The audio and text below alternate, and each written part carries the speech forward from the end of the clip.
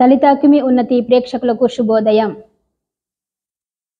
నిన్నటి రోజున మనమందరం కూడా విభూది బుధవారాన్ని కొనియాడాం. విభూది అనగానే మనకి ఏమి గుర్తొస్తుందంటే మన పాపపు జీవితంపై పశ్చాత్తాపపడి నూతన జీవితాన్ని జీవించుటకు ప్రయత్నించడం.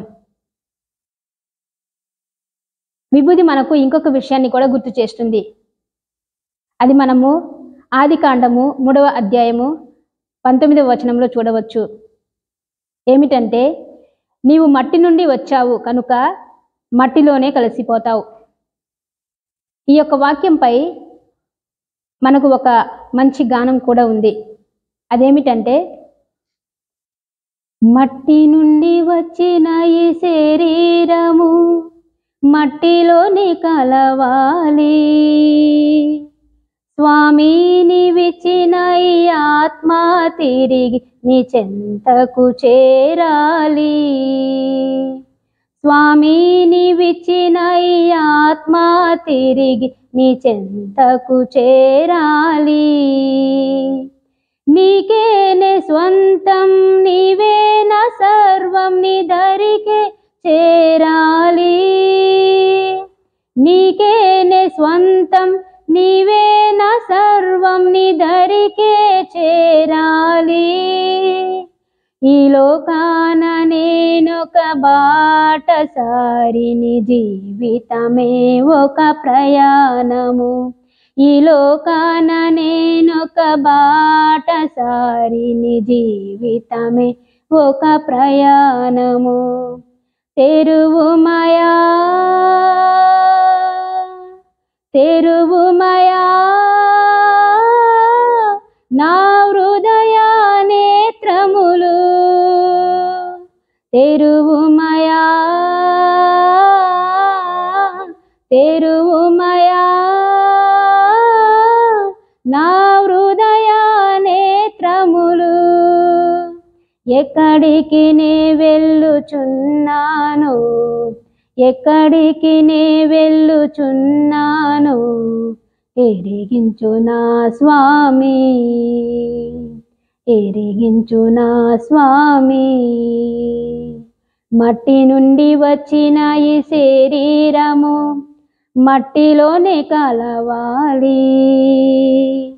స్వామి నీవిచ్చిన ఈ ఆత్మ తిరిగి నీ చెంతకు చేరాలి. స్వామి నీవిచ్చిన ఈ ఆత్మ తిరిగి నీ చెంతకు చేరాలి. ఈ యొక్క గానంలో మనం చూసింది ఏమిటంటే శరీరము, ఇంకొకటి ఆత్మ. అయితే పునీత థోమస్ అక్వినాస్ దైవవాక్కును అనుసరించి ఈ విధంగా అంటారు: ఒక్క మనుషుని ద్వారా పాపము ఈ లోకానికి ప్రవేశించెను, ఆ పాపము ద్వారా మరణము ప్రవేశించెను. ఇది మనము రోమీలకు రాసిన లేఖ 5వ అధ్యాయము 12వ వాక్యంలో చూడవచ్చు.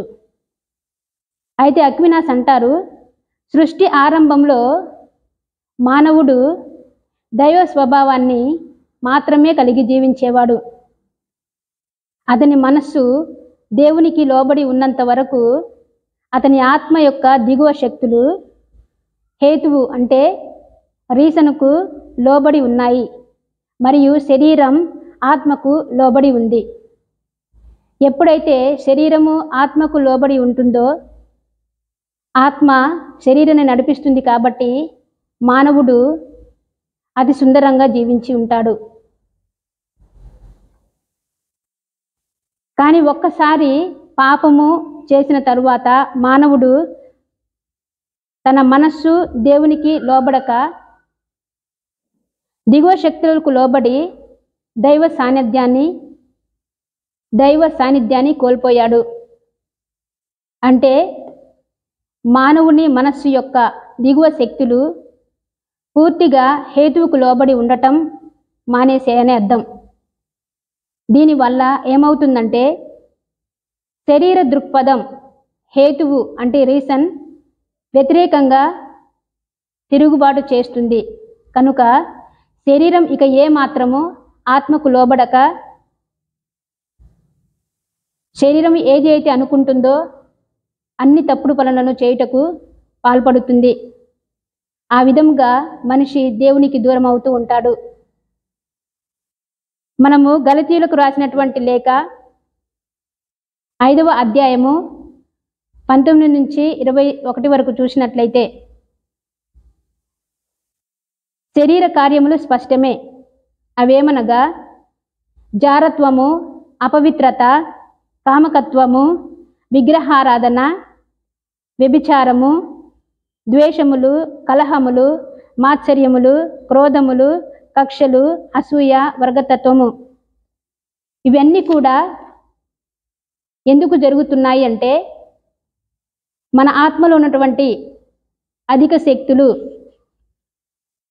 ఇంటెలెక్ట్ అండ్ విల్, ఇవి రెండు ఎప్పుడైతే దిగువ శక్తులు ఈ అసూయ, జారత్వము అనే వీటికి ఇవి అధిగమిస్తున్నాయో, అధిక శక్తులను, మనము ఈ రకమైనటువంటి పాపాలకు పాల్పడుతూ ఉన్నాం. కాబట్టి ప్రియ సహోదరి సహోదరులారా, మనము దేవునిలో లీనమై ఉండాలి అంటే